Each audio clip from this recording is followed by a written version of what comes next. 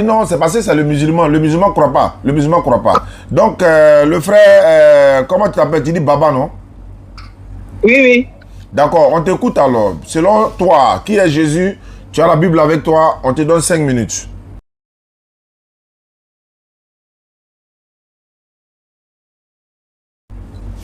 Voilà, bon. Et bon, moi, ce que j'ai appris par la Bible, on me dit que Jésus-Christ a été créé. Et il y a quelqu'un qui est plus grand que lui, qui est Dieu le Père. Et c'est Jésus-Christ qui a été le premier à être créé. Et que c'est par Jésus-Christ maintenant que Dieu a créé le monde et tout ce qui est dedans. Et Dieu l'avait établi comme Seigneur des seigneurs, Roi des rois. Tous les anges et autres obéissaient qu'à lui. Et c'est là maintenant que Satan et autres se sont rébellés contre lui. Donc c'est Jésus qui a ennemi. Dieu le Père n'a pas d'ennemi. Et c'est même Jésus qui était auprès du Père là. C'est lui qui s'est fait chair et est venu habiter parmi nous. Tout son esprit était en haut là, est rentré dans le corps de l'homme pour venir habiter parmi nous ici. Donc il n'y avait rien de lui en haut là-bas. Et il est resté avec nous ici et il est mort et il a été ressuscité par celui qui est plus grand que lui, qui est Dieu le Père. Et cette personne l'a élevé, l'a fait asseoir à sa droite et lui a remis toutes choses entre ses mains. Voilà. Maintenant, si vous voulez que j'appuie par les versets bibliques, on va prendre Apocalypse 3, verset 14. On t'écoute, hein? Où Jésus lui-même dit à l'ange de Laodicée, et il dit, il est le commencement de la création de Dieu. Et Colossiens 1, verset 15 à 20 le dit, on dit, il est le premier-né de toute la création, afin qu'il soit le premier en tout. Il est le premier-né dans tous les morts. Tout a été créé par lui et pour lui. Quand on prend Hébreux 1 aussi, on dit, Dieu dans ces derniers temps a parlé par le Fils qu'il a établi, héritier de toutes choses, par lequel aussi il a créé le monde. Donc on comprend là que par Jean 1 aussi, verset 1, on dit, au commencement était la parole était avec Dieu, la parole était Dieu. Et toutes choses ont été faites par elle. Donc Dieu le Père n'a pas de commencement, mais c'est quand il a créé le Fils, c'est là que les choses ont commencé. C'est pour ça que le Fils dit, je suis le commencement et la fin, l'alpha et l'oméga. Bon. Les autres versets, il y en a tellement, bon, je préfère me limiter là d'abord, si vous êtes d'accord avec ce que j'ai dit. Donc ce que tu viens de dire là, tu es en train de montrer que Jésus est Dieu comme ça, hein? Bon, quand vous dites Dieu, même Satan aussi a appelé Dieu. Ma question elle revient. Quand tu m'as appelé, tu dis tu veux faire débat sur la quoi? Sur la divinité de quoi? La divinité de Jésus. Quand tu dis la divinité de Jésus, ça veut dire quoi? Que Jésus est Dieu. Voilà. Mais il y a un Dieu plus grand que lui. J'ai pas compris. Il y a quelqu'un de plus grand que lui. J'ai pas compris. Il y a quelqu'un de plus grand que lui qui l'a établi Dieu aussi. Maintenant, attends, hein. Jésus là, il est Dieu créateur des cieux et de la terre ou bien c'est pas lui? Oui, c'est lui qui l'a créé de ses propres mains. Mais il y a quelqu'un qui a conçu ça.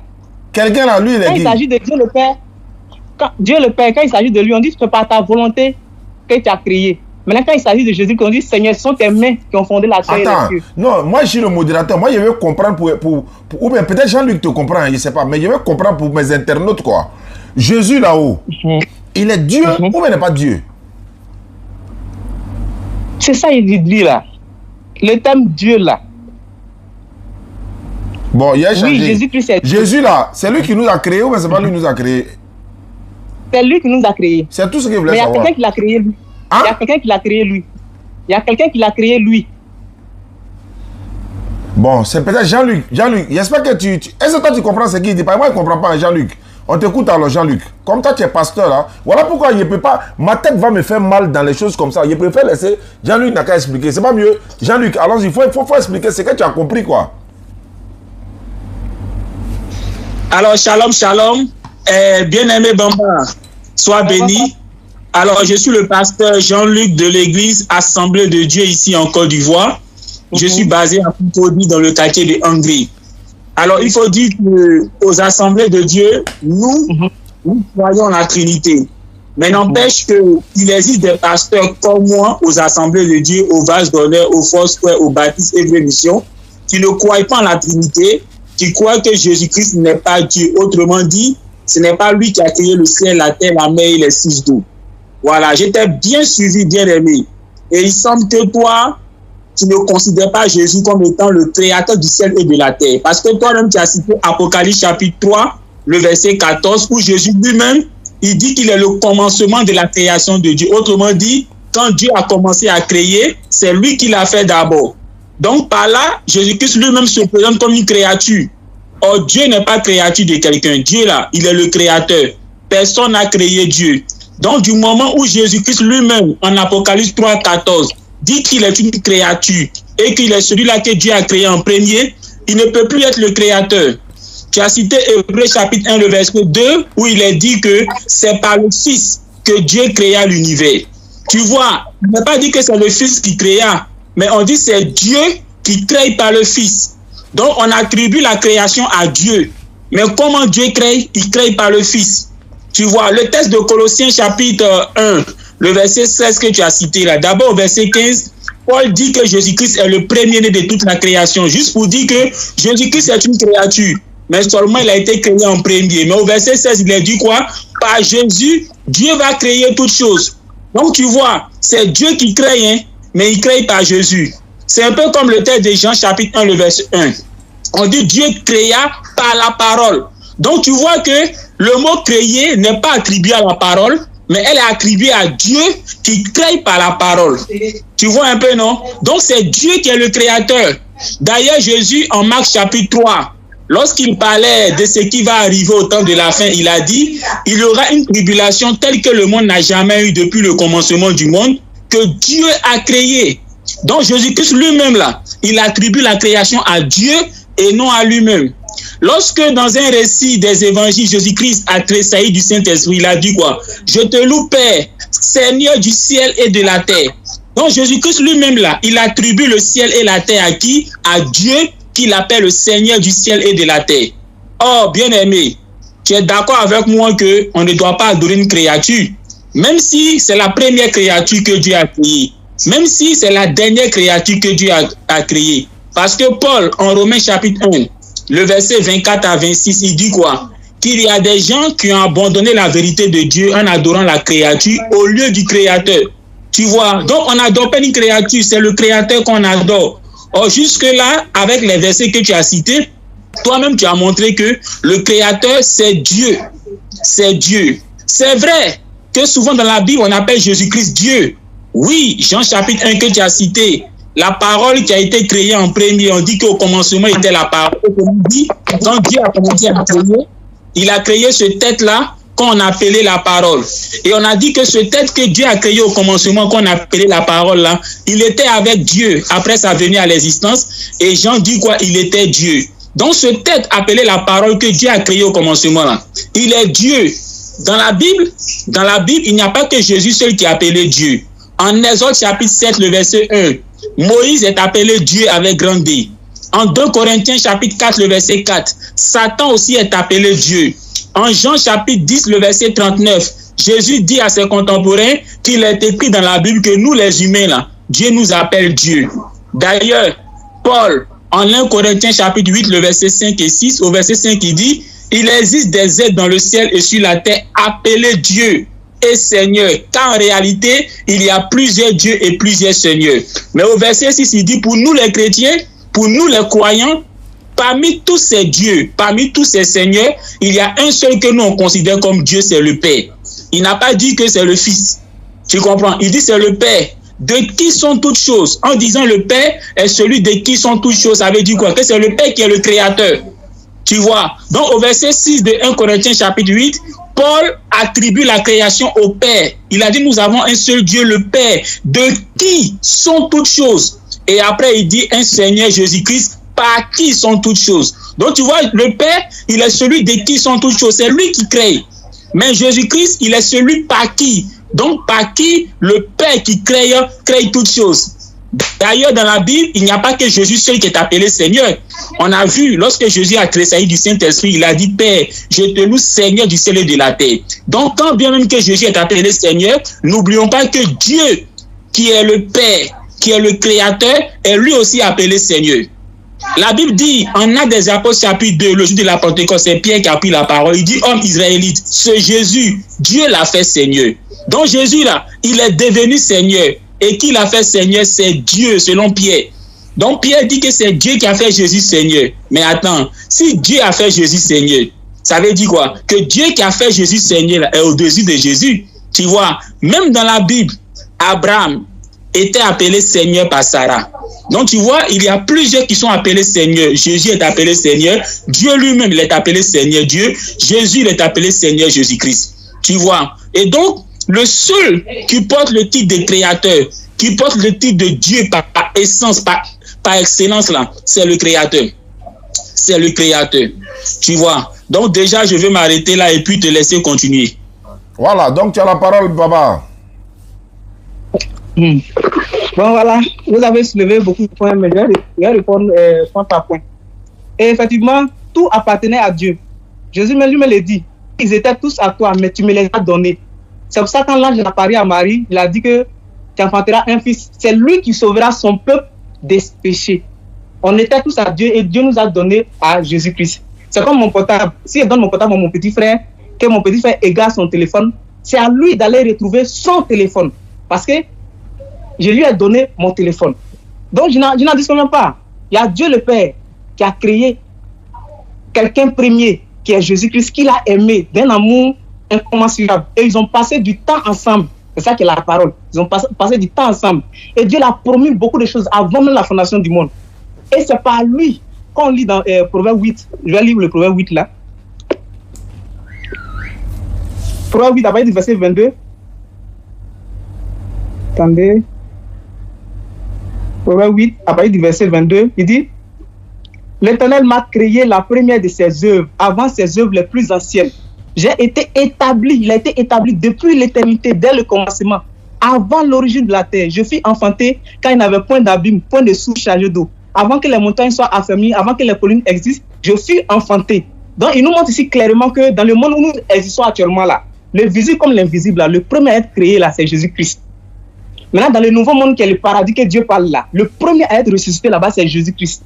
Et c'est ce Jésus-là qui va créer le reste là-bas. Mais pour que lui soit ressuscité là, c'est quelqu'un de plus grand que lui qui l'a ressuscité. Donc c'est pour ça qu'on dit que non, il est le premier en tout. Maintenant, quand on continue le verset ici, il dit: Lorsqu'il donna une limite à la mer pour que les eaux n'en franchissent pas les bords, lorsqu'il posa les fondements de la terre, j'étais à l'œuvre auprès de lui. J'étais à l'œuvre auprès de lui. À cause de ça, comme on le disait dans Jean, il a dit: rien n'a été fait sans la parole, tout a été fait par elle. Donc c'est lui qui faisait avec ses mains. Mais celui qui l'inspirait, l'architecte même, c'est Dieu. Mais celui qui l'a fait de ses propres mains, c'est Jésus-Christ. Et je faisais tous les jours ses délices. On dit: Dieu a tellement aimé le monde qu'il a donné son fils unique. On l'appelle fils unique. Les autres anges aussi sont appelés fils de Dieu. Ils sont aussi des dieux, avec petit d. Mais pourquoi est-ce qu'on appelle Jésus-Christ fils unique? Parce que l'amour qu'il a entre le Père et puis lui là. Dieu n'a pas cet amour-là avec les autres. Dieu n'a pas ce lien-là avec les autres. On prend le cas de Genèse 22, dans l'histoire d'Abraham qui a eu 2 fils. Ismaël était là. Mais Dieu dit: prends ton fils, ton unique, celui que tu aimes, Isaac. Donc on voit l'unicité ici, c'est traduit par l'amour. Donc le lien que Jésus a avec les autres anges là, Dieu n'a pas ça avec les autres. C'est pour ça qu'il dit: nul ne peut venir au Père sans passer par moi. Parce que le lien qui est avec lui là, c'est par ça qu'on obtient cette grâce là. Voilà, je continue. Dans Hébreu 1.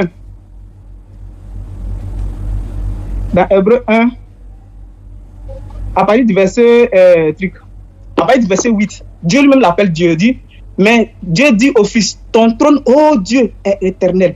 Le cep de ton règne est un cep d'équité. Tu as aimé la justice et tu as haï l'iniquité. C'est pourquoi, ô Dieu, ton Dieu t'a oint d'une huile de joie au-dessus de tes égaux. Donc ces égaux Dieu là, ce sont les anges. Et son Père l'a oint au-dessus de ceux-là. Donc c'est lui seul qui partage maintenant le trône avec son Père. Je vais vous montrer les versets ici, où Jésus-Christ aussi a adoré comme le Père a adoré. Mais les autres n'ont pas droit à ça. On dit: ils périront, mais tu subsistes. Ils verront tous comme un vêtement. Tu les rouleras comme un manteau et ils seront changés. Mais toi, tu restes le même et tes années ne finiront point. Et encore toi, Seigneur, tu as au commencement fondé la terre et les cieux sont l'ouvrage de tes mains. Donc, on parle du Seigneur Jésus-Christ, on dit les cieux sont l'ouvrage de ses mains. Mais quand on parle de Dieu le Père, on dit: tu as créé toutes choses, mais c'est pas ta volonté que tout existe et qu'elles ont été créées. Donc, Dieu veut, c'est lui qui les exécute, c'est Jésus-Christ. Maintenant, quand on parle de paroles là, ne voyons pas ça en termes littéraires comme ça, comme parole, qui dit parole comme ça. Non. Ici, dans notre monde ici, on parle de parole. C'est-à-dire, quand le président veut faire un communiqué, il y a quelqu'un qui vient dire: voici ce que le président dit. Donc, c'est lui là qui est le porte-parole. Donc, Jésus-Christ est le porte-parole de Dieu, mais on appelle ça parole. Quand tu lis dans Ésaïe 53, on dit qui a connu le bras de l'Éternel. On l'appelle là-bas bras de l'Éternel. Donc il y a plusieurs symboles qu'on appelle avec, mais ça ne veut pas dire en termes littéral que c'est ça quoi. Quand on lit dans Apocalypse 1 là, on dit révélation de Jésus que Dieu lui a donné pour montrer à ses serviteurs les choses qui doivent arriver. Donc celui qui conçoit l'avenir, le futur, le monde même, c'est Dieu. Maintenant celui qui l'exécute, celui qui comprend et qui traduit aux autres, c'est Jésus-Christ. Quand on lit dans Apocalypse 5 aussi, quand Dieu était assis sur son trône, il avait un livre scellé de dedans et de dehors, dans sa main droite. Nul ne pouvait l'ouvrir, nul ne peut comprendre ce qu'il y a dedans. Le seul qui pouvait l'ouvrir, c'est Jésus-Christ qui est venu prendre le livre dans sa main droite et qui a rompu les sceaux. Voilà, donc ce qu'il veut dire là, il y a un Dieu qui est grand, qui a créé toutes choses. Maintenant, il y a un qui l'a élevé à sa droite. Quand on lit dans Apocalypse, le verset 3, par du verset 21, il dit, celui qui vaincra, je le ferai asseoir sur mon trône, comme moi j'ai vaincu et je me suis assis avec mon Père sur son trône. Donc le Père partage son trône seulement avec le Fils. Donc je ne soutiens pas la doctrine de Trinité. Je reconnais qu'il y a un Dieu Père qui est grand, mais il y a un Dieu Fils qui est avec lui. Donc qui voit le grand a vu le petit, qui voit le petit aussi a vu le grand. Donc le petit est le conducteur qui doit nous conduire au grand. Nul autre Dieu ne peut le faire. Nul autre. Quand on lit dans Psaume 89, verset 6 à 7, je vais finir par ça. Psaume 89. Psaume 89. Psaume 89. Verset 6 à 7. Il dit, car qui dans le ciel peut se comparer à l'Éternel? Qui est semblable à toi parmi les fils de Dieu? Donc l'Éternel en question, c'est Jésus-Christ. On le compare aussi au Fils de Dieu. Les fils, c'est semblable. Que Dieu l'a élevé au-dessus de ses égaux. Ces égaux-là, ce sont les fils de Dieu. Satan, les anges, Gabriel, quoi. Il n'y a personne qui est semblable à lui. Donc, on a lu dans Proverbe 8, là, on dit, j'ai été établi depuis l'éternité. Dans Somme d'Asaph, on le lit aussi, je pense que c'est Somme 86, 80, comme il y a la même là, où dit, Dieu juge parmi les dieux. Dieu juge dans l'assemblée de Dieu. Donc, les autres anges qui sont tous là-bas, là, le plus grand, là, c'est Jésus-Christ. C'est lui qui a conservé son titre. Et Dieu l'a donné encore un titre encore plus grand que tous les autres. Voilà, je pense que je m'arrête là. D'accord. Jean-Luc, tu as la parole. Alors, encore une fois, shalom, shalom, bien-aimé Bamba. Vraiment, c'est un plaisir pour moi d'échanger avec vous, de savoir que tu fais partie également de ces chrétiens, de ces pasteurs, que ce soit aux assemblées de Dieu, aux vases d'honneur, aux baptistes et vraies missions, qui croient que Jésus-Christ n'est pas Dieu. Parce qu'on entend.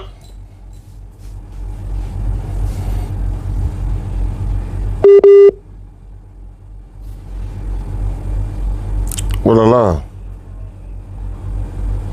Simplement que Dieu l'a créé en premier, ça veut dire que Jésus-Christ est une créature. Donc toi, tu reconnais que Jésus-Christ est une créature. Seulement, tu as lu le texte de Hébreux chapitre 1, le verset 10, où là, il est dit que c'est par Jésus-Christ que Dieu a créé. Et on présente ici Jésus-Christ comme étant le maître d'ouvrage et Dieu comme étant, comment on appelle ça? On va dire le concepteur. Voilà, un peu comme quelqu'un qui veut construire sa maison. Voilà, c'est lui qui a l'argent, c'est lui qui a les moyens. Et qu'est-ce qu'il fait? Il embauche des maçons qui vont se mettre à l'œuvre pour construire sa maison. Donc, à t'entendre parler sous la base de Hébreux chapitre 1, le verset 10, c'est un peu comme si Dieu, lui qui est le créateur, lui qui n'a pas de commencement, qui n'a pas de fin, lui qui n'a pas été créé, après avoir créé Jésus-Christ, il lui a donné les moyens, c'est-à-dire le pouvoir, la force nécessaire, afin que par sa permission, Jésus-Christ puisse créer toutes choses. Donc, en t'écoutant, même si Jésus-Christ, on va dire par la permission de Dieu, a pu emmener les choses à l'existence, n'en demeure pas moins que Jésus-Christ a été créé par Dieu. Voilà. Or, ce que nous disons, le Dieu que nous devons adorer là, c'est celui-là qui n'a pas été créé. Du moment où Jésus-Christ a été créé, comme tu l'as dit, tu as cité le texte de Apocalypse chapitre 3, le verset 14, Colossiens chapitre 1, le verset 15. Du moment où il a été créé, même si après sa création, Jésus-Christ, par la permission de Dieu, Dieu par lui a créé toutes choses, n'empêche que Jésus-Christ est une créature. Or, Dieu, lui, il est le créateur. Personne ne l'a créé. Donc, c'est Dieu que nous devons adorer. Tu as dit comme ça que Jésus-Christ est assis à la droite de Dieu. Mais tu vois, bien aimé, en Apocalypse chapitre 3, le verset 21, Jésus-Christ, après son retour au ciel, dit quoi? À celui qui vaincra, je le ferai asseoir sur mon trône, comme moi j'ai vaincu et je suis assis à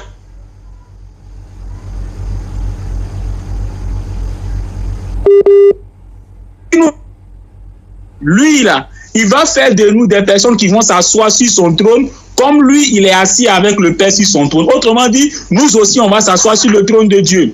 Juste pour dire quoi? S'asseoir sur le trône de Dieu là, ce n'est pas un privilège que Dieu a donné seulement à Jésus. Nous aussi, selon Apocalypse chapitre 3, le verset 21, Jésus dit, si nous avons vaincu, il va nous faire asseoir aussi sur le trône de Dieu, comme lui, il est assis sur le trône de Dieu. Tu vois un peu? Alors, qu'est-ce que tu as dit encore? Tu as dit que Jésus-Christ, on va dire, parmi toutes les créatures de Dieu, il est la prééminence, c'est-à-dire qu'il est au-dessus de tout ce que Dieu a créé. Oui, effectivement, quand on prend la littérature biblique, quand on prend les versets bibliques, on se rend compte que selon la Bible, c'est ce que Jésus est. Voilà, parce que quand Paul dit en Colossiens 1,15 qu'il est le premier-né de toute la création, c'est pour dire quoi? Il est l'aîné de la création. Donc c'est lui que Dieu a créé d'abord. Voilà, Jésus lui-même, en Apocalypse 3,14, il dit, je suis le commencement de la création de Dieu. Donc, c'est lui que Dieu a créé d'abord. Donc, quelqu'un que Dieu a créé d'abord, avant de créer les autres choses, s'il est normal que dans sa position d'aîné, voilà, il occupe une place vraiment privilégiée par rapport aux autres créatures que Dieu a créées. Tu vois, actuellement, je suis en train de lire le Coran qu'un frère musulman m'a donné. J'ai vu comme ça dans une sourate où il est dit que Jésus-Christ est la parole d'Allah qu'il envoya à Marie, un souffle de vie venant de lui. Quand j'ai vu, c'est dit, mais tiens, tu vois, juste pour dire que Jésus-Christ est une créature d'Allah. Parce que même la parole d'Allah, cette parole que Allah prend pour créer là, hein, cette parole-là, elle dépend d'Allah. C'est Allah qui en est là, qui en est le dépositaire. Et c'est Allah qui fait de sa parole ce qu'il veut. Tu vois, il n'y a que Dieu seul qui est incréé. Mais que ce soit sa parole qui est l'outil de sa création, cette parole-là, elle est créée par Dieu lui-même. Tu vois, tous les moyens que Dieu a, qu'il utilise pour accomplir sa volonté, là, ces moyens-là sont créés par Dieu lui-même. Il n'y a que Dieu seul qui est incréé. Il n'y a que Dieu seul qui n'a pas été créé. Tu comprends? Donc cette parole que Dieu utilise pour créer, là, cette parole-là, elle est une créature, une création de Dieu. C'est pour ça que en Jean chapitre 1, le verset 1, il est dit, au commencement était la parole.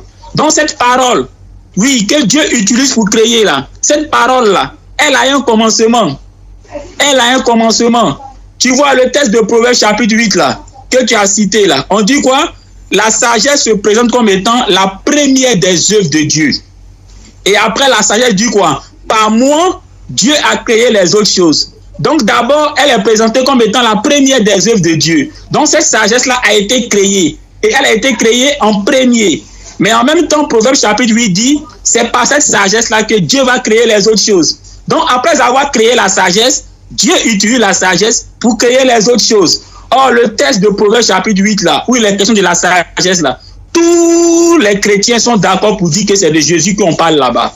Donc c'est pour dire que Jésus-Christ est celui-là que Dieu a créé en premier. Mais ensuite, Dieu par lui va créer les autres choses. Mais comme je te l'ai dit, c'est vrai que Dieu crée par Jésus. Mais ça ne veut pas dire que c'est Jésus qui est le créateur.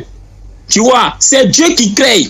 C'est Dieu qui crée. Mais il crée comment? Il crée par Jésus. Donc Jésus devient un instrument que Dieu utilise pour créer. Donc c'est Dieu qui crée. C'est pour ça que Jésus lui-même là ne s'est jamais attribué le titre de créateur. Marc chapitre 13, il dit quoi? Que le monde là, c'est Dieu qui a créé. Lorsqu'on lui a demandé pourquoi on divorce avec nos femmes, quand Jésus a répondu, il a dit quoi? Ne savez-vous pas depuis le commencement que Dieu a créé l'homme et la femme? Jésus-Christ a toujours attribué la création à Dieu. Parce que lui-même, il sait qu'il a seulement été un instrument dans la main de Dieu. Tu vois, c'est Dieu qui crée. Lui, il n'a seulement été qu'un instrument. Voilà. Même les miracles qu'il faisait là, Jésus-Christ sait que c'est Dieu qui fait les miracles. Parce que le pouvoir que Jésus-Christ utilise pour faire les miracles là, ce pouvoir-là lui a été donné par Dieu. Tu vois, ce pouvoir lui a été donné par Dieu. En Jean chapitre 11, avant de ressusciter Lazare, il a prié, il a dit, Père, je sais que tu m'exauces.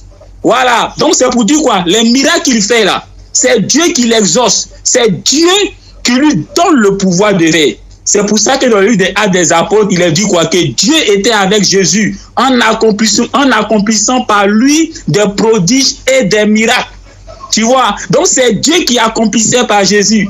Tu vois? Donc Jésus-Christ, en tant qu'envoyé de Dieu, voilà le pouvoir qu'il avait là. Ce pouvoir-là venant de Dieu. Et donc on peut dire par là que c'est Dieu qui accomplissait. Autrement dit, si Dieu ne lui avait pas donné le pouvoir là, il allait faire quoi? Il n'allait rien faire. C'est pareil pour Moïse. Hein? Quand Moïse fend la main là, hein? C'est Dieu qui lui donne le pouvoir de le faire. Quand Moïse jette son bâton, ça devient du serpent là. C'est Dieu qui lui donne le pouvoir de le faire. Sans le pouvoir de Dieu, aucun des prophètes, aucun des messagers ne peut faire quoi que ce soit.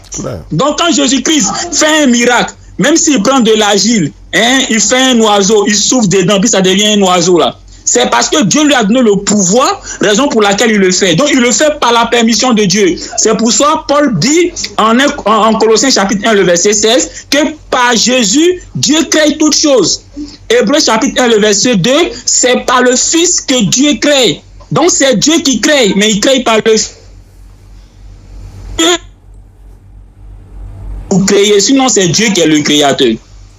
Tu vois un peu. Alors tu as dit que Jésus-Christ, on va dire, il était un ange avant de venir sur la terre. Oui, Jésus-Christ lui-même a dit qu'il est descendu du ciel. Il l'a dit à plusieurs reprises. Malheureusement, il y a des frères chrétiens qui pensent que, comme Jésus a dit qu'il est descendu du ciel, ça veut dire qu'il est Dieu. Toi, heureusement, tu comprends que ça ne veut pas dire qu'il est Dieu. Parce que celui qui descend du ciel, là, ça ne veut pas dire qu'il est Dieu. Parce que Gabriel lui-même, là, il est descendu du ciel. Or, Gabriel n'est pas Dieu, Gabriel est un ange. Vous voyez, effectivement, quand on lit la Bible, on se rend compte que Jésus-Christ était un esprit. Il était un esprit, il vivait au ciel. Il vivait au ciel. Il était, comme on appelle ça, un esprit qui vivait au ciel. Et par la suite, Dieu l'a mis dans le ventre de Marie pour venir accomplir une mission en faveur du peuple d'Israël. Dieu l'a envoyé uniquement pour le peuple d'Israël. Tu vois, et on retrouve un peu cette même idée, si je ne me trompe pas, dans le Coran, parce que j'ai reçu un Coran que je suis en train de lire, où il est dit quoi? Que Jésus est le souffle de vie que Dieu envoya à Marie, un esprit venant de lui. Tu vois, donc cet esprit-là, hein, que Dieu a mis en Marie, là, cet esprit-là était auprès de Dieu. Ce souffle de vie que Allah a mis en Marie, là, ce souffle de vie-là, avant d'être en Marie, là, il était où? Il était auprès d'Allah. Tu vois, donc Jésus-Christ était auprès de Dieu. Ce souffle de vie là, que Dieu a mis en Marie là, était auprès de lui. Tu vois, et c'est Dieu qui l'a mis en Marie. Tu vois en fait. Donc Jésus-Christ, effectivement, hein, il était quelque part avant de venir sur la terre. Mais dans cet état-là, il était une créature. Parce que ce souffle de vie que Dieu a mis en Marie là, ce souffle de vie là, est une créature de Dieu. C'est une créature de Dieu. Oui, le souffle de vie est une créature de Dieu. Oui, cette créature-là que Dieu a créée, qu'on appelle le souffle de vie, là, c'est pas ça que Dieu donne la vie. C'est pas ça que Dieu donne la vie. Tu vois, et c'est normal parce que la Bible dit que c'est par le premier-né que Dieu crée toutes choses. Tu vois, donc celui-là que Dieu a créé en premier, c'est encore par lui que Dieu crée toutes choses. Donc ce souffle de vie qui était avec Dieu, que Dieu a créé en premier là, c'est par ce souffle de vie là que Dieu a donné la vie aux autres choses. Tu vois un peu, mais ce souffle de vie là n'est pas Dieu. Tu vois, parce que ce souffle de vie là, un, il dépend de Dieu. Deux, il a été créé par Dieu. Tu vois, donc il n'est pas Dieu. Il n'est pas Dieu. Tu vois, raison pour laquelle, lorsque Dieu a envoyé ce souffle de vie, cette parole, hein, dans le ventre de Marie, qui est venue sous la forme de Jésus, quand cette parole a fini d'accomplir sa mission, qu'est-ce que Dieu a fait? Dieu l'a ramené auprès de lui. C'est fini. C'est fini. Et on attend encore à la fin des temps pour que Dieu nous ramène encore cette parole-là pour accomplir sa dernière mission. Mais ce qu'il faut comprendre, Jésus-Christ n'est pas Dieu. Même s'il est la parole de Dieu, mais la parole de Dieu n'est pas Dieu. C'est comme toi, ta parole. Ta parole n'est pas toi. Mais ta parole, là, c'est quelque chose qui sort de toi. Tu comprends? Et quelque chose qui sort de toi là, hein, ça t'engage. C'est comme par exemple quand tu prends un caillou, tu lances le caillou et puis ça casse une voiture. Le caillou là, c'est pas toi. Mais du moment où c'est toi qui as lancé le caillou et que le caillou a cassé une voiture là, c'est toi qui vont venir attraper. Pourquoi? Parce que c'est toi qui as fait l'action. Tu comprends? Donc ta parole n'est pas toi, mais ta parole c'est un produit de toi. Du coup, tout ce que tu dis, hein, ça t'engage. Lorsqu'on dit que Jésus-Christ c'est la parole de Dieu, on n'est pas en train de dire que quand Dieu parle, c'est ça qui est Jésus. Hein. Toi-même, tu l'as bien dit. C'est pas ce que ça veut dire. Ça ne veut pas dire que quand Dieu parle, c'est ça qui est Jésus. Non. C'est pour dire simplement que Jésus-Christ est le souffle de vie que Dieu utilisa pour créer la vie. Tu comprends? Or, ce souffle de vie-là, c'est Dieu lui-même qui l'a créé. Et à partir de cette création qui est le souffle de vie là, Dieu maintenant va donner la vie aux autres choses. Donc, je m'arrête là. Voilà, Baba, tu as la parole. Il te reste encore. Après le tour de Baba, on va voilà, vous allez essayer de changer dialogue direct. Et puis maintenant, on va essayer de se donner un temps de parole pour pouvoir terminer autour de 1 heure de temps de parole sur le thème de la divinité de Jésus. Avant que Baba ne continue, Inch'Allah, j'aimerais rappeler à tous les internautes qui nous suivent à travers le monde qu'au niveau de la DDR, voilà, je rappelle ça tous les jours, au niveau de la DDR, on sollicite, n'est-ce pas, ceux qui nous suivent à travers le monde, on sollicite votre soutien pour les besoins de la DDR, l'Internet, la connexion Internet, comme je l'ai dit, au bureau, au Figayo, etc., etc. Donc, les numéros de la DDR sont là pour, voilà, pour que vous puissiez nous soutenir, quoi, Inch'Allah. 07 47 32 04 55, c'est le numéro de la DDR. 07 47 32 04 55. Ça, ce sont les numéros de la DDR, ceux qui peuvent nous soutenir pour les chaises, la location des chaises et tout ça. On a un frère même qui nous a apporté de l'argent de la Belgique, non? Voilà, il a dit comme ça qu'on pouvait acheter 100 chaises, voilà, pour pouvoir placer. Alors que tous les jeudis, c'est déjà, on fait beaucoup de doigts, hein, mais tous les jeudis, on prend au moins 200, 300 chaises. Mais ce qu'il a fait déjà, c'est déjà salutaire, il faut le dire merci. Merci beaucoup, Bakari, vraiment, qu'Allah te récompense. Merci déjà. Donc, on sollicite toujours vos soutiens. En plus de cela, j'ai lancé une opération comme ça pour... tu as dit quoi? J'ai dit 07 47 32 04 55. Voilà, vous avez mis 07 47, le reste 07 47 32 04 55. Voilà, c'est le numéro officiel de la DDR. Maintenant, pour ceux qui veulent faire des puits châteaux, je veux collecter 15 personnes, disons, rassembler 15 personnes pour réaliser un puits château. Vous pouvez participer à la mémoire de vos parents, je le dis tous les soirs, parce que chaque soir quand je parle de ça, il y a 2-3 personnes qui me contactent pour avoir des informations. Donc pour faire un puits château, vous pouvez vous mettre ensemble. J'ai déjà recensé près de... ça va atteindre 10 personnes bientôt. Je vais attendre quand ça atteint les 10 personnes, là je vais donner la liste des 10 personnes maintenant. Donc vous pouvez participer, réaliser un puits château. On a besoin de 15 personnes pour réaliser ce puits château dans un village où les gens ont besoin d'eau. Et vraiment, ils ont besoin d'eau potable. Et là, c'est les numéros qui sont au bas de l'écran. Merci beaucoup, Aïcha Silla. Le combat de Jean-Luc. Voilà, donc Jean-Luc est le combat de Aïcha. Voilà, donc tu fais le contraire. Donc 05 94 87 58 58 pour ceux qui veulent participer pour le puits château. Voilà. Maintenant, pour ceux qui veulent soutenir la DDR pour les besoins, ça c'est 07 47 32 04 55. Maintenant, ceux qui veulent nous soutenir, disons participer à la construction du puits château, on a besoin de 15 personnes comme je l'ai dit. 05 94 87 58 58 pour permettre de participer aux 15 personnes. Les 15 n'ont pas encore atteint. Vous me contactez sur WhatsApp, je vous envoie les vidéos et puis les détails. D'accord, Baba, tu as le temps de parler et puis après on passe à Jean-Luc et puis après vous allez faire dialogue direct. Allons-y, réfutation. Voilà, et grand frère, vraiment merci pour ton intervention. Et vraiment, je suis content, au moins on voit la différence entre Jésus et puis Dieu le Père. Mais il y a un point que je ne suis pas d'accord là-dessus, c'est que moi, je soutiens que Jésus-Christ a gardé sa nature de divinité. Il est Dieu aussi. Comme le Père est Dieu là, le Fils aussi est Dieu aussi. Je vais montrer par les versets. Tout ce que le Père reçoit, le Fils aussi reçoit, même l'adoration. Je vais le montrer par les versets. Et Jean 5, à partir du verset 22, il dit, le Père ne juge personne, mais il a remis tout jugement au Fils, afin que tous honorent le Fils comme il honore le Père.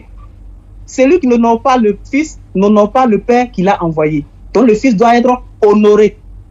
Quand on lit dans Hébreu 1, à partir du verset 5, là où dit, au moment où Dieu introduisait le premier-né à nouveau dans le monde, il dit quoi? Que tous les anges de Dieu se prosternent devant lui. Et quand on lit dans Apocalypse 5, Apocalypse 5, à partir du verset 12, on dit: j'ai regardé et j'entendis la voix de beaucoup d'anges autour du trône et des êtres vivants et des vieillards. Et leur nombre était des myriades et des myriades et des milliers.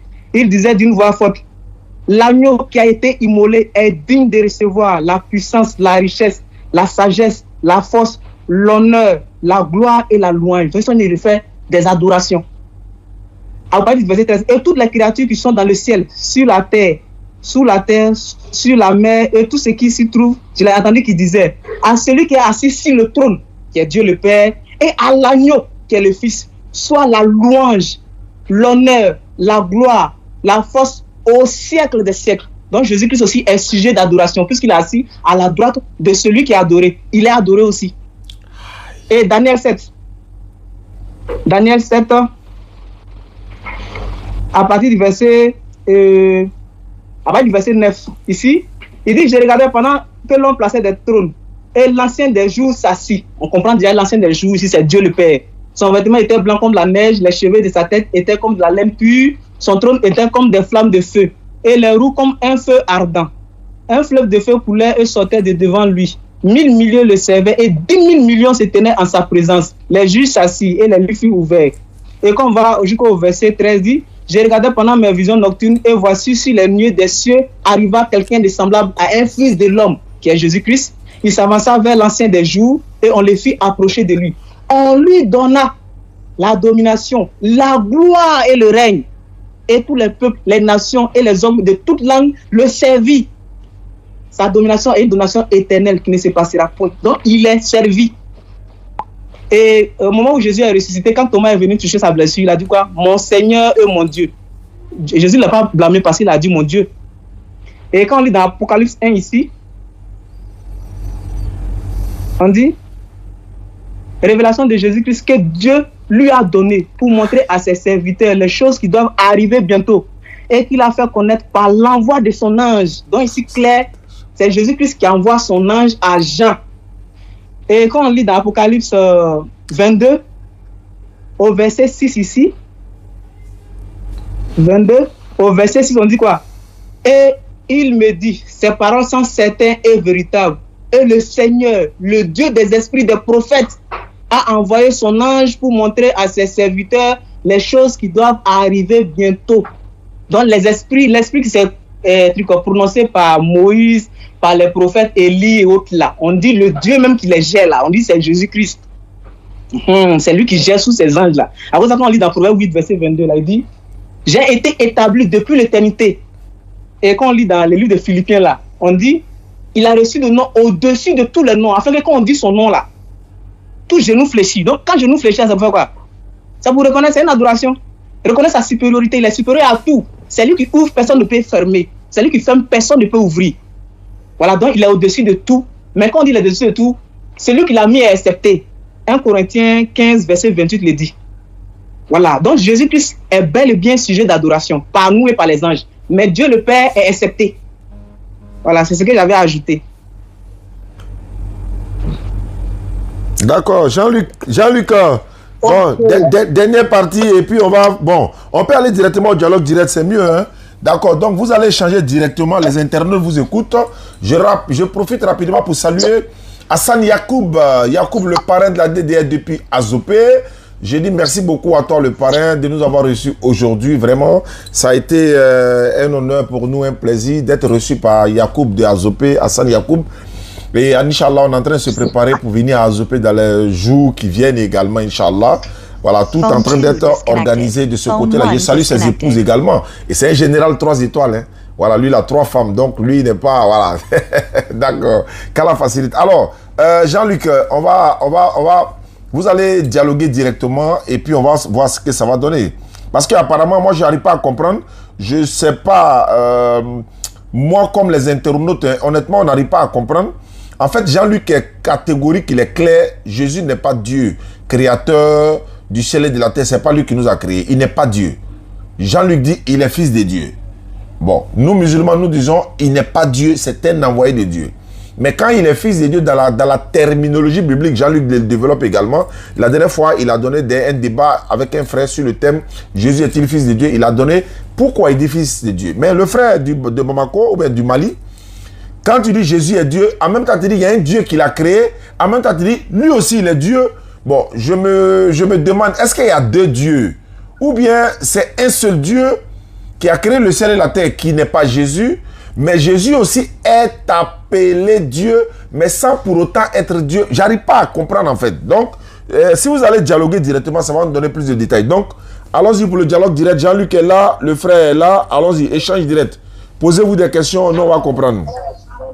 Shalom, shalom. C'est le pasteur Jean de l'église Assemblée de Dieu, ici en Côte d'Ivoire, dans la commune de Cocody, plus précisément du quartier de Hongrie. Effectivement, moi-même, je commence à ne plus comprendre le frère Bamba. Phone 1 connected.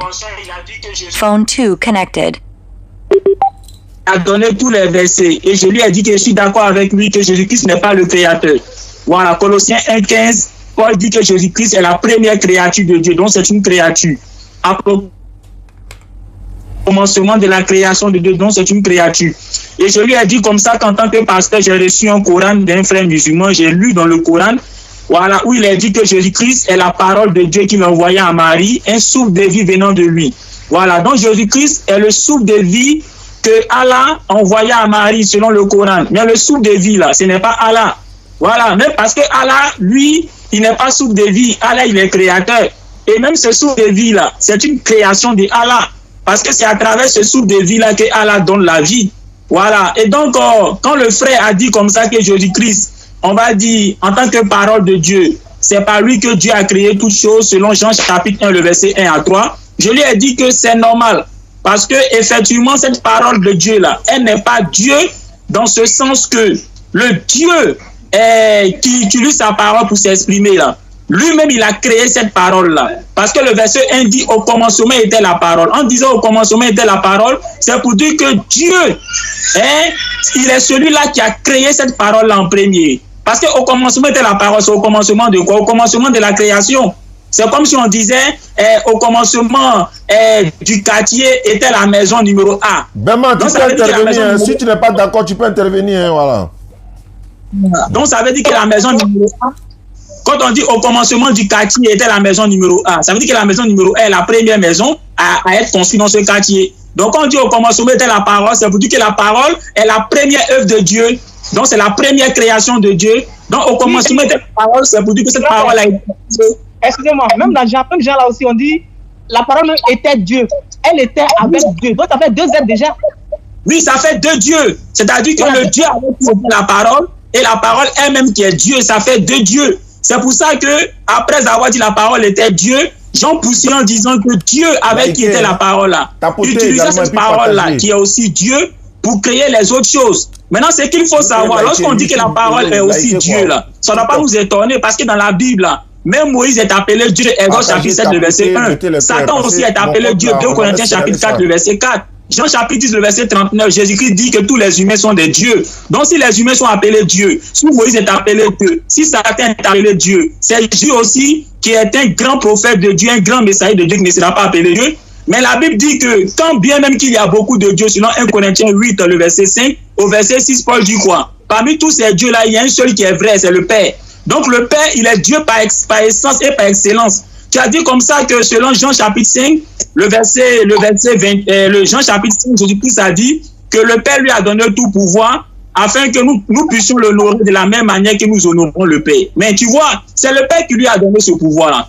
Si le Père ne lui avait pas donné ce pouvoir-là, est-ce que Jésus allait recevoir ces honneurs-là? Parce qu'il dit le Père m'a donné tout pouvoir. Le Père m'a donné le pouvoir de juger afin que vous m'honorez de la même manière que vous honorez le Père. Donc Jésus-Christ est devenu ce qu'il est grâce au Père. Or le Père là, personne ne lui a donné le pouvoir. Lui-même il est pouvoir. Mais du moment où il a donné le pouvoir à Jésus-Christ de juger, afin qu'on honore Jésus-Christ comme lui on l'honore, ça veut dire que Jésus-Christ là, c'est le Père qui a fait de lui ce qu'il est. Ça veut dire que Jésus-Christ reçoit l'adoration. Bien aimé. Quand tu prends Apocalypse chapitre 19, le verset 10, lorsque Jean recevait la vision de l'Apocalypse, à un moment donné, l'ange qui était en train de lui montrer la vision là, Jean dit qu'il est tombé devant l'ange et il s'est mis à l'adorer. L'ange lui a dit quoi? Adore Dieu. Pourquoi l'ange n'a pas dit adore Jésus? Mais l'ange lui a dit ne fais pas ça, adore Dieu. Tu vois? Donc l'ange n'a pas dit à Jean, hein, ne fais pas ça, adore Dieu et adore Jésus.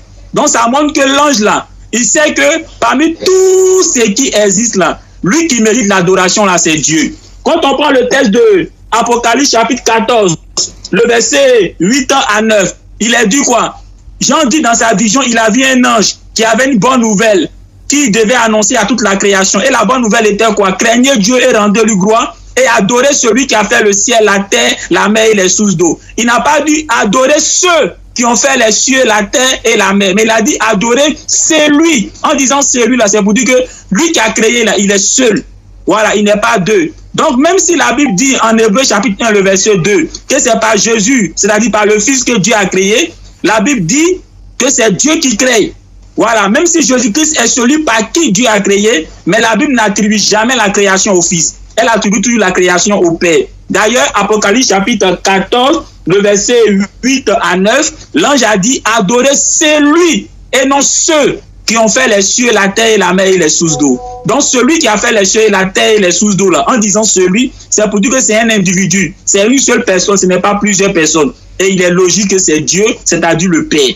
Tu vois? Donc nulle part dans la Bible, on attribue l'adoration à Jésus-Christ. Même en Apocalypse chapitre 5, que tu as cité le verset 14 là, où après que Jésus-Christ ait pris le lit dans la main de Dieu qui est assis sur le trône. Le verset 14 dit quoi?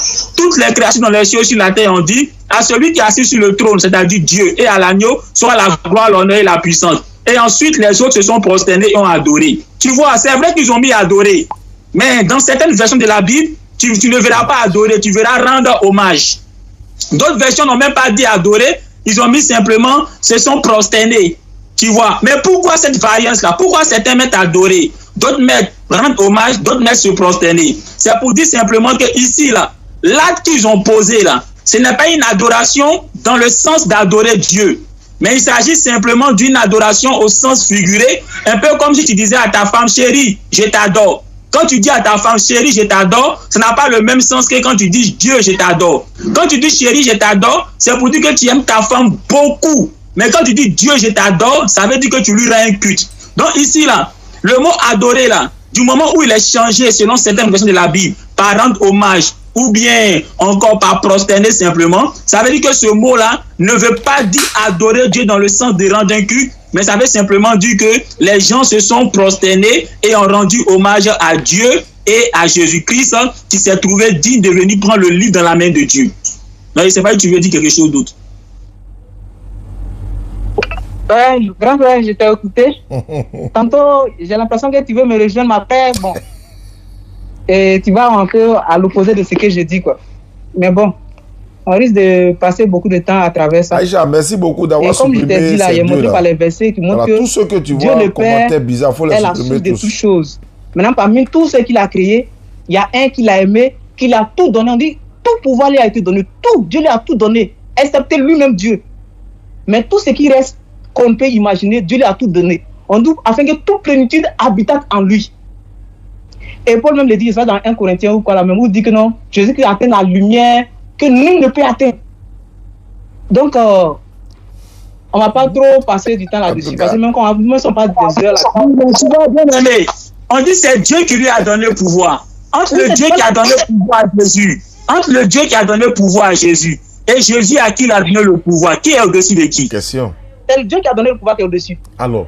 Très bien. Donc, le Dieu qui a donné le pouvoir à Jésus qui est au-dessus à Jésus. Entre lui et puis Jésus, qui on doit adorer? Et ce que le Fils dit, tout ce que tu as est à moi. Tout ce que le Père a est à moi. Donc, ce que le Père reçoit, le Fils aussi reçoit aussi. Tout ce très bien. La Bible dit que tous ceux qui ont cru en Dieu, là, ils seront héritiers de Dieu et co-héritiers de Christ. Tu le sais, non? Oui, oui, on sera assis sur un trône avec lui. Mais ce n'est pas tout le monde qui on n'a pas le parler. Donc ça veut dire que du moment où les croyants seront héritiers de Dieu, selon la Bible en Romains, seront héritiers de Dieu et co-héritiers de Christ, ça veut dire que les croyants ainsi que Jésus seront propriétaires des biens de Dieu. Tu comprends? Donc est-ce que ça veut dire qu'on aura droit à l'adoration tout comme Dieu?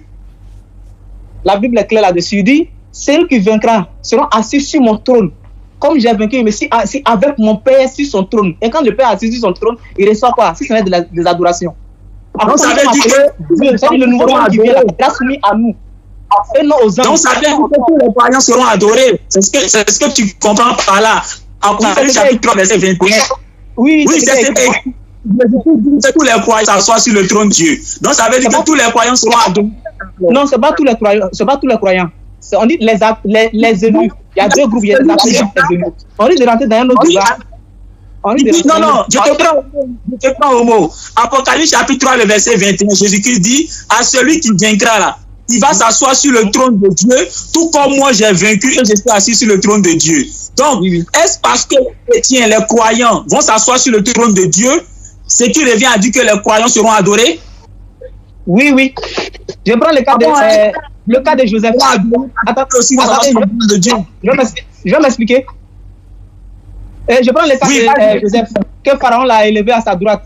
Joseph pouvait mettre en prison, faire sortir de prison. C'est Joseph qui partageait tous les biens de Pharaon.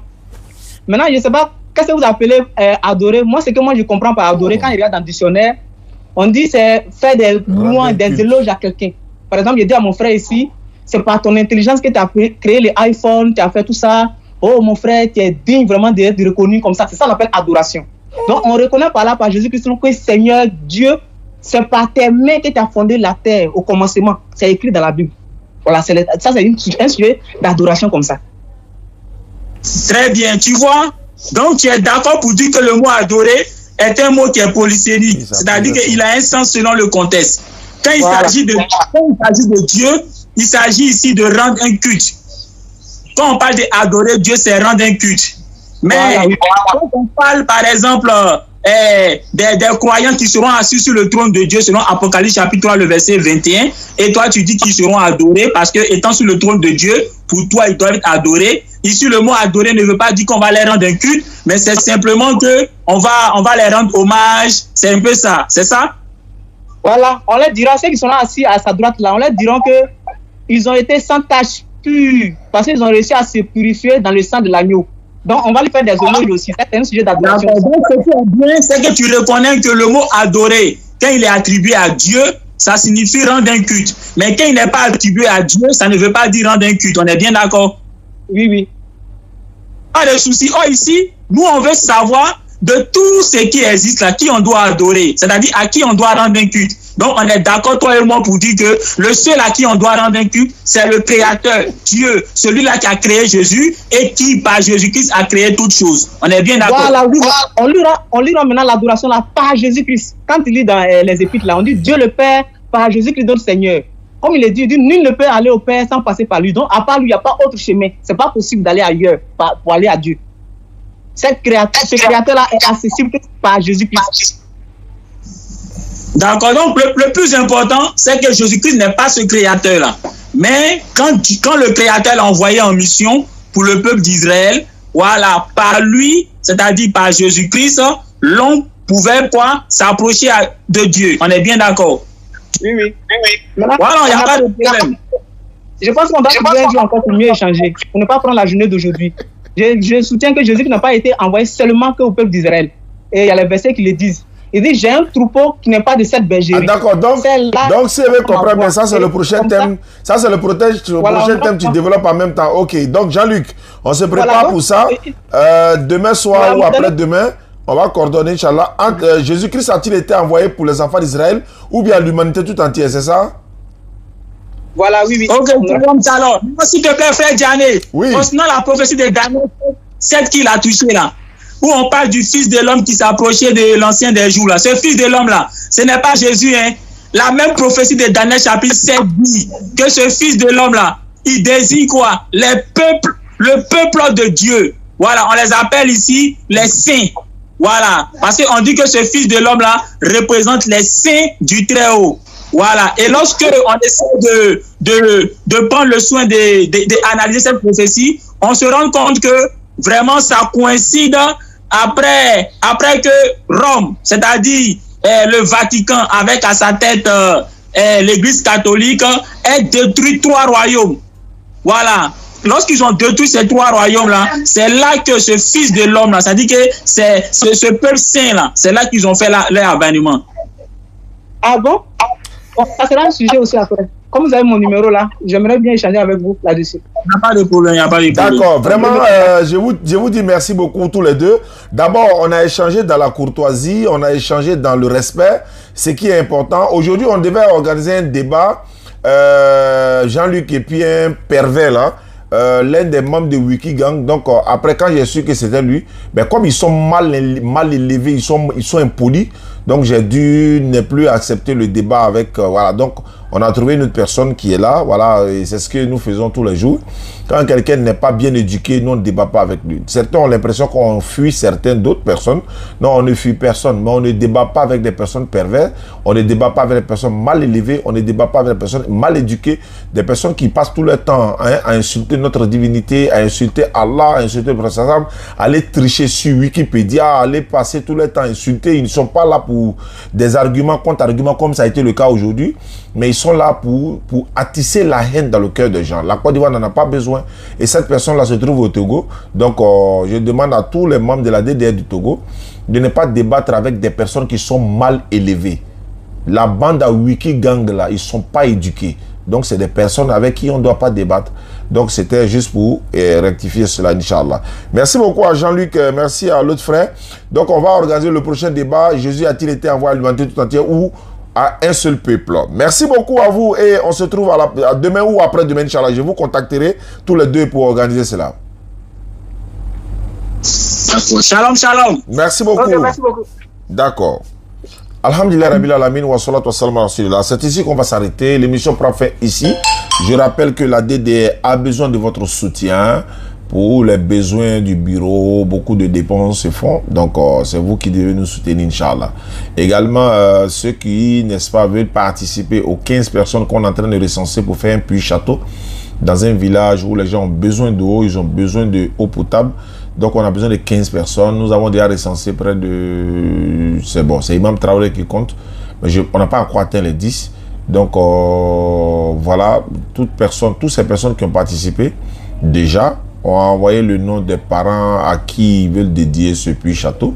Donc, si vous êtes intéressé pour participer, pour réaliser un puits château, voilà, vous êtes prié de nous contacter sur le plus 225 05 94 87 58 58 pour dire « Ah, Oustaz, je vais participer parmi les 15 personnes pour faire un puits château ou encore participer au puits château à la mémoire de mon défunt père, ma défunte mère, mon épouse, mon enfant. En tout cas, peu importe, même s'il n'y a pas quelqu'un qui est décédé, voilà, on peut toujours lui dédier ce puits-là, Inch'Allah. Donc, voilà, mon compte avait été suspendu, mais alhamdulillah, on a contesté, c'est revenu, alhamdulillah. Donc, on va faire attention. Il y a des mots que TikTok ne veut pas. Donc, merci beaucoup à ceux qui nous suivent à travers le monde. Voilà, merci de vous abonner à nos différentes pages. Islam de la Bible, voilà, je l'ai désormais, Islam de la Bible. Voilà, et il y a la Da'wa dans la rue, il y a Ismaël Akaï Oussaz Diané, il y a le YouTube, la DDR, la vraie chaîne YouTube. C'est notre page YouTube de la DDR. C'est vrai qu'on a nos différentes pages YouTube, mais ce sont les pages officielles de la DDR. Vous devez vous abonner. Le Facebook également est là et voilà. Voilà, donc merci beaucoup. Qu'Allah facilite. On va se donner rendez-vous à la prochaine, Inch'Allah. Merci beaucoup à ceux qui nous suivent à travers le monde. Barakallahu fikum wa salamu alaikum wa rahmatullahi wa barakatuhu.